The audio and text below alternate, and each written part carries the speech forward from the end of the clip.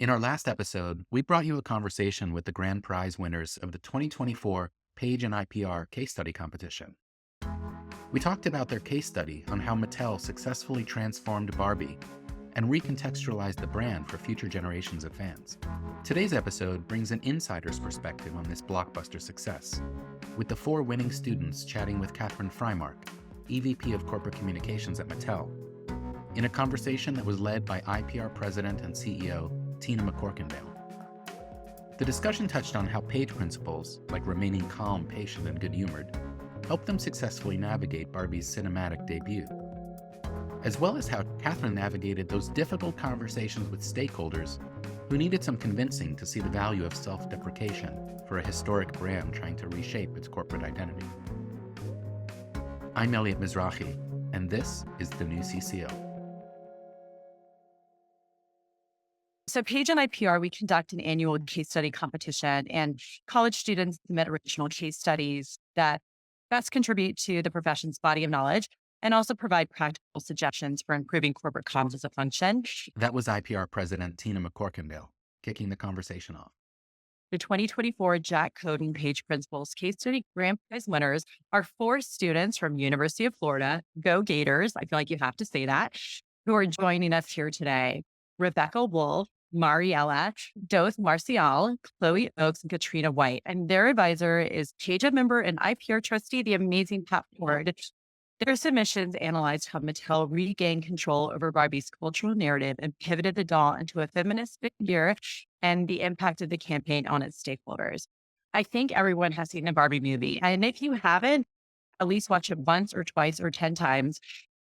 Yeah, hi. My name's Rebecca. Thank you guys so much, especially to those of you who took the time to read our work. It's something that genuinely became a passion project for all of us. I also want to extend a huge thank you to Pat Ford, our amazing faculty advisor. His guidance and unique perspective on corporate reputation inspired us to think about things differently and helped us to showcase a holistic view of corporate communications and reputation management through our case study. Congrats to the 4 of you. So I'm also thrilled to introduce fellow Page member Katherine Frymark. She's the EVP of Corporate Comms at Mattel. Hi, Barbies. Hi, Ken. Hi, Katherine. I'm Mariella. Again, thank you so much for being here. This really does mean the world for us. As Rebecca was saying, this has truly been a passion project that we've taken on the last couple of months. Of course. And I just want to congratulate you. But first, when I found out that there was a case study on the movie, then I found out it was a grand prize winner. And then I panicked because I was like, well, what did they conclude? And so it was a good result for Mattel and for us. And just, kudos to you all for the depth of research and work and analysis that went into it. It was pretty amazing. Thank you. Through our research, we gathered that there was a lot of different parties involved in the making of the film. So how would you describe your role in crafting the storytelling and messaging for the Barbie movie? Well, sure. And you're absolutely right. We had, Mattel, this was our first theatrical film, and for an 80-year-old company, it took us a while to bring Barbie to life on the big screen. And that takes a lot of partners. And even for me, as far along as I am in my career, I hadn't worked at a company that had launched its first film. And so it was lifelong learning at its best. And we're not a studio. Mattel is not a studio. We are, and have been, a toy company. And so we work with a lot of partners. We worked with Warner Brothers Pictures, masterful film marketers that distributed the film. Lucky Chap Productions, which is owned by Margot Robbie and her husband and business partner, who helped co-produce the film. And from my point of view, previously, Mattel had gone through quite a journey. At the time that our current CEO took the role, he was the 4th CEO in 4 years. And Mattel was in a pretty tough spot and had never really commercialized its IP outside the toy aisle. And it's not a new invention. Marvel started as a comic book publisher. Hasbro made Transformers. Lego makes a movie out of bricks.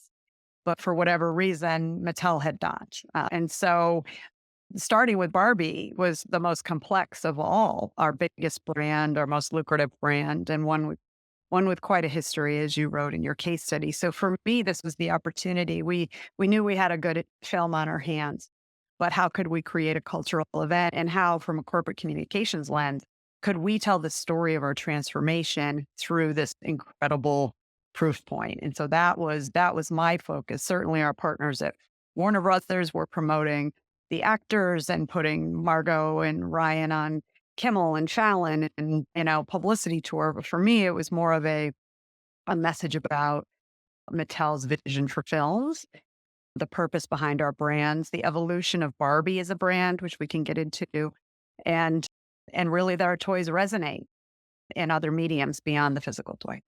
My name is Chloe Oakes. So something that caught our attention when working on the case was that Mattel itself was a character in the movie. And this was definitely a risky move as far as reputation management goes, especially with the joking and sometimes villainous ways that Mattel was portrayed.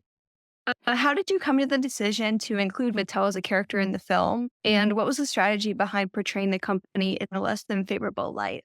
Yeah, it's a great observation and question. And Chloe, honestly, I don't think we realized Mattel would be a third main character in the film until Greta Gerwig and Noah Baumbach's unbelievable script landed in inboxes. And yeah, our CEO likes to tell the story. This was deep in COVID. And the script lands in an inbox. Usually you get a treatment. And in Hollywood, the studio and the filmmaker agree to, the writer submits a treatment, get a sense of the story. And Greta submitted a poem and then went off and wrote a full script that very much ended up the movie that you saw. And so that lands in our CEO's inbox, and it's just words on a page. And you see that Barbie's a fascist. Your company is the worst in corporate America, and the CEO is a chauvinist buffoon. And so to say that it took a leap of faith and trust is an understatement, but that's what we wanted to do. A lot of people ask us, how did you let them make this movie? You're making, a mockery of yourself. Well, we wanted them to make this movie. When you get someone like Greta Gerwig, who loves Barbie, and Margot Robbie, we wanted them to break convention, because Barbie, as your case study smartly went into the history, has some past. We had done a lot of work about 10 years ago. We started on a journey to evolve Barbie to become a toy and a brand that every girl could see themselves in. And now she's the most diverse doll line on the market. 100 different body shapes and styles and hair colors. And this is all stuff that you know. And so for us, we wanted to do something bold and unique, because we knew that was the only way we were going to break through.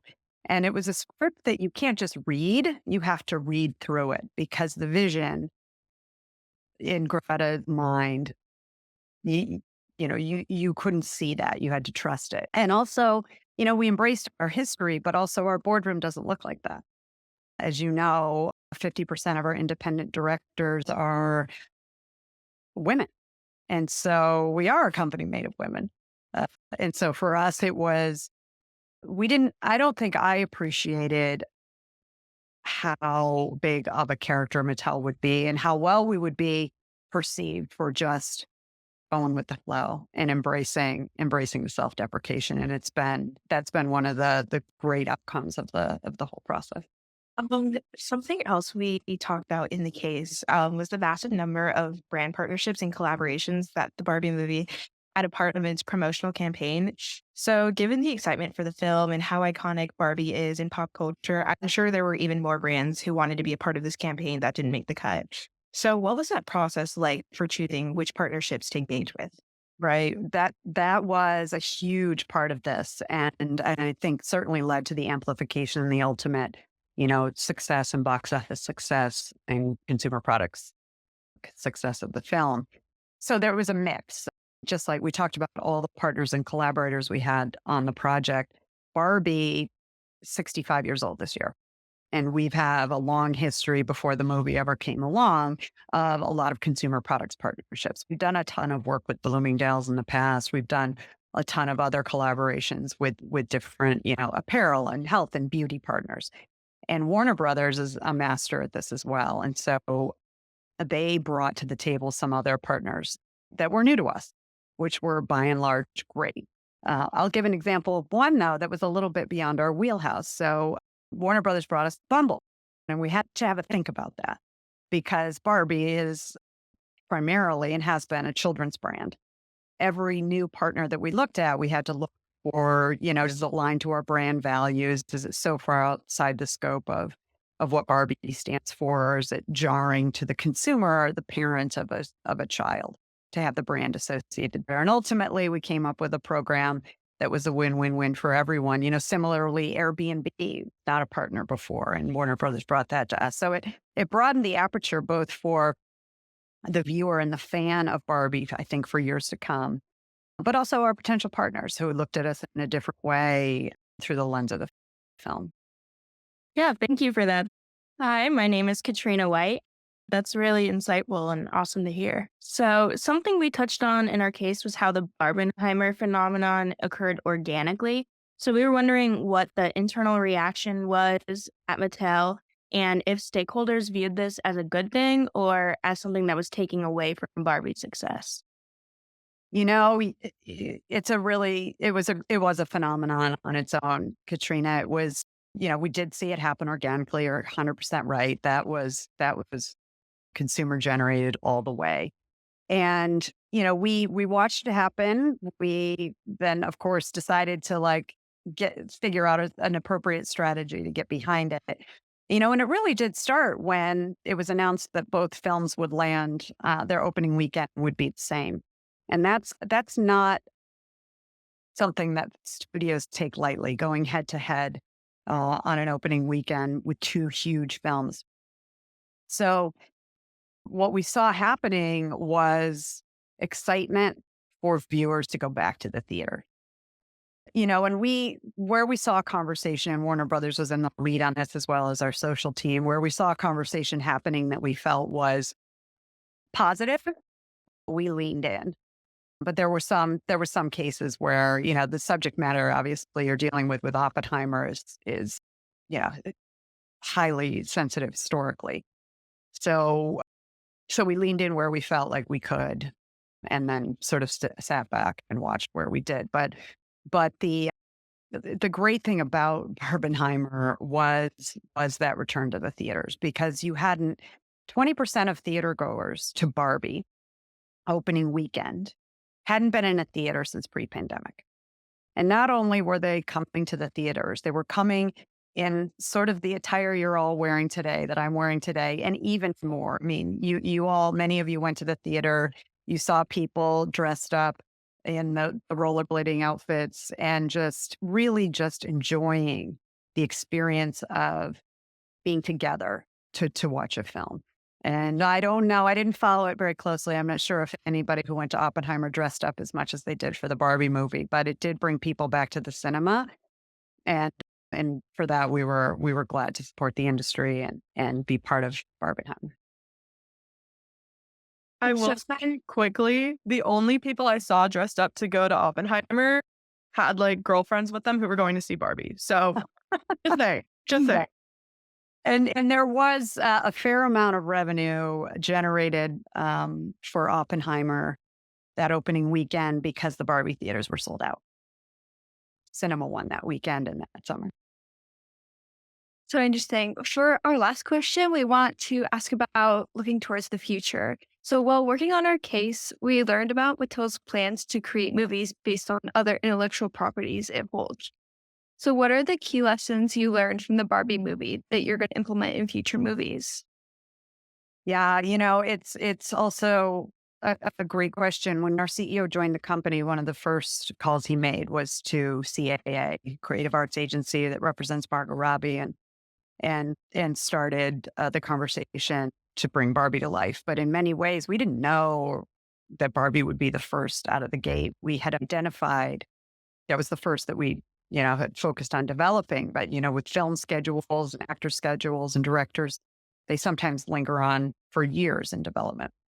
But we had identified that same summer, 2018, a few pages of IP that we thought could translate into films, and then quickly got behind announcing films. We've announced 15 other films in various stages of development and production. And I think the lesson learned is working with the best and trust. Our CEO said something fairly surprising at his kickoff meeting for Barbie with Warner Brothers. He said, I don't care if this movie sells one additional Barbie doll. We're not in it to make toys. We know how to do that. We've been doing that for almost 80 years. Make a great movie and good things will follow. And we did sell a lot of Barbies coming out of that, and good things did happen. But I think what the movie was a showcase that we mean what we say when we're going to choose the best creatives, trust in them. Not every movie we create will be a Barbie, surely, but it's the same approach as we go forward. And it's not just film. The strategy with Mattel's transformation is go from just being a toy manufacturer making items to an IP company managing franchises. And that's film, that's episodic television content, that's digital gaming, that's live experiences. So for us, we're just getting started, and the proof is in the Barbie movie. People want to experience our brands and engage with them outside the physical toy. Katherine then had the chance to ask the students some questions of her own. I don't think I ever asked why you chose Barbie to focus your work on, but it was the phenomenon of the year. But if there was anything that you felt like you had a little glimmer of her history that you thought could make an interesting case study, or what was that initial kernel of the idea to focus here? I know for me, I wasn't allowed to play with Barbies when I was younger. My mom was very anti-Barbie. And it was something that I never really thought much about it growing up. And then obviously it was a huge thing last summer. And everyone was like, oh, Barbie's great. Barbie's great. And then I saw the movie, and it's genuinely one of the best movies I've ever seen.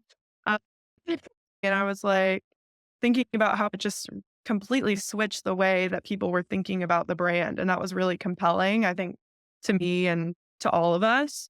So I think that's one of the driving reasons I know that I thought this would be a great topic. Hearing that, it hurts a little bit to hear you weren't allowed to play with Barbies, but we learned that in our research. As you know, going back 10 years, we did some research, and it was playing back to us that mothers were not proud or comfortable buying Barbie as a birthday party gift. Ugh. Ruth Handler created a doll to inspire the limitless potential in every girl. Barbie went to the moon, had careers. And so Ruth Handler was onto something. And to think that the perception of the brand was such that you weren't allowed to play with them was, the reason that we went on the journey we did 10 years ago to evolve the doll, and also to make parents and children really embrace what Barbie stands for, and to make Barbie look like the world around her. And that was, also part of the journey with Warner Brothers. They came up with the brilliant marketing tagline: if you love Barbie, this movie's for you. If you hate Barbie, this movie's for you. And of course, the old Mattel would have been like, nobody hates Barbie. You can't say you hate Barbie. But we know it's true. We know that there were perceptions and old perceptions, and we wanted to address those head on. And so for you, having seen the movie and having that new view, that was everything. That was why we did it and what we wanted to make in this film. I have a quick thought. I think just the sheer fact that Mattel was so open to being poked fun of says wonders about, if you hate us, that's fine. We're okay to hate. It was just very good humored. And I feel like if you're trying to take that approach of, if you hate us, this is also for you, you kind of need to be good humored about it and not take things too seriously. And I think that's something that I kind of took away from that part of the campaign. Yeah. And to add on to that, I think just Mattel's authenticity really shined through in that moment. And by recognizing its past flaws and things they've done wrong, I think it proves that Mattel as a company is evolving with the times, and it shows their audience that we hear you, we hear your complaints and your worries, and we're working on fixing them. And then also just adding that humorous layer to it of saying yeah, it was ridiculous the way we were creating Barbie back in the day, but that's not who Barbie is anymore. Barbie is also an astronaut, a teacher, and she can be so much more than that. And I think that's what made the film very powerful. I think that's what sort of shined our halo, I guess, in the whole thing. And we knew that Greta was coming from a place of love. She loved Barbie. I mean, she talked about playing with Barbie far longer than all of her friends had in her youth, and she was a great student of the history, and certainly easier for us to take it on the chin because we've evolved. But Margot and Greta had both said they wouldn't have made this movie had we not evolved the brand. And so you're right. I think for other brands, if you're going to poke fun at yourself, yeah, you got to be able to take it, and it does have to be authentic. And it worked. You should tell us if you're going to do a sequel, Catherine. We won't tell anybody. Just this group. Just Nice try, Tina. But I will say, the whole goal with Mattel Films is, we want to create franchises, and we're really just starting to launch our cinematic universe such that it is. So with 15 other announced films in development and many more that we haven't announced, and proof of Barbie, we're pretty excited about the future. I will ask, what were some of your big challenges? Like, so far, everything's been very positive, but what do you think were some of the big challenges when you were trying to do this from a comm standpoint? Just the sheer number of partners. I think we learned so much. We had the benefit of working obviously with Warner Brothers, and I had worked at Discovery, which was now Warner Brothers Discovery. So I at least when we embarked on the film, I had some familiarity with some of the players and partners in this new capacity there. But identifying swim lanes, constant communication. I think I had probably on average 6 Barbie movie themed meetings a day for at least an 8-month period. It was so big and so bold, and it was a film that obviously it meant a lot to us. It could have easily failed if we didn't have the right partners and things didn't go right, and could have damaged Barbie brand after all that work we'd done. So for me, it was trying to anticipate issues was hard on this one because there were so many different messages. There were so many points of interest. There were such big stars. I mean, this was the first, Greta is a brilliant director and writer, but this was her first big commercial film. There was a lot of focus on that, on Margot, on Ryan, on the cast. We also were very supportive of trying to keep it under wraps because how do you describe this movie, right? Look back now. And how do you describe what it's going to be? Greta, she wanted to keep the diverse cast behind Margot and Ryan a secret until a little bit later when they were ready to show the trailer.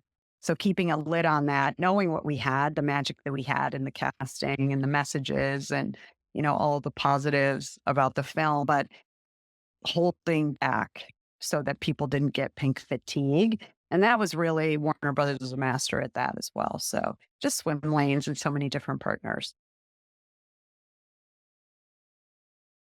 Well, I know the student's point of view. I have a question for Catherine. Catherine, as you I'm sure know better than I, one of the great things about the Page Society are the Page principles and the Page model. And as you were describing your 8 months of 6 Barbie themed things a day, and so on, what brought to mind was the importance of the CCO as catalyst in many corporations and as both that sort of facilitating the conscience of the corporation, but also that notion of connecting different parts of the organization to get behind an initiative that the CEO and the leadership is moving toward. The students were looking at this through that prism of the Page principles and the Page model. Were you? Was that something very conscious for you as you were going through this? It was, I guess, conscious and unconscious, I think, because you're right. It is the role of the CCO to sort of bring all of that together and anticipate issues. I mean, we had decided, obviously, that Greta Gerwig was going to have creative freedom. but that didn't mean that we didn't have control and a say in the film. And so for me, it was an interesting point because we all got this script, and I was not in a position really to, we didn't want to. We gave suggestions on Greta's script. She very kindly would talk about how, Mattel was so collaborative, and even when we provided input, it would be in the form of a question. And one of the questions in the script that, got out in the press was, "Does the Mattel executive need to get shot?" Question mark. And so, those are those sorts of things that we anticipated and tried to prepare for. And for me, it really was, Pat, just knowing that this was our moment. This was our moment. And I don't think our partners really knew going into it how interested the world would be in the Mattel story. Not just, the history of Ruth Handler and but the history of Barbie and her evolution and Mattel's challenges along the way. And then it was also a moment to emphasize the fact that we are a company with purpose, and all of our brands are rooted in purpose. And also, I was very proud to be part of the group that pulled together a philanthropy initiative. We worked with Save the Children. It was a win-win-win because Warner Brothers, Mattel, and CAA were all strong partners of Save the Children. And so we got behind a Text to Donate campaign for their girls' empowerment initiatives globally. And that was a particular point of pride. But it was pulling all of those things together and knowing, you're going to give creative freedom to your filmmaker. What do you have to prepare for in that moment? Lots of conversations about patriarchy and feminism and Mattel's comfortability with embracing the fun and being poked fun at. And so I'd like to say I anticipated them all. I didn't, but it was a lot of pulling together of different constituents for sure. Just one follow-up. In your company, as they were watching the movie, did they leap to their feet like people in the movie theaters when America Ferrera's soliloquy was finished? Yeah, that was pretty powerful. And, we were seeing the film all along the way to see it take shape. Certainly on the page, it was brilliant. But the way America brought it to life, and I forget, Greta's told me how many takes she did of that because she's a perfectionist, but it really became an anthem in a movement over the summer. And we did leap to our feet. Our headquarters is based in El Segundo, California here. And we closed the offices, and for the local employees, we did a premiere a week out, and all of our employees showed up in pink and all sorts of, ball gowns and et cetera. And just the joy on employees' faces, some who've been here 25, 30 years, that we've finally taken this brand and put it on the big screen was just an incredible moment of pride. And we did that around the world and our regional offices around the world. So we all leapt with joy.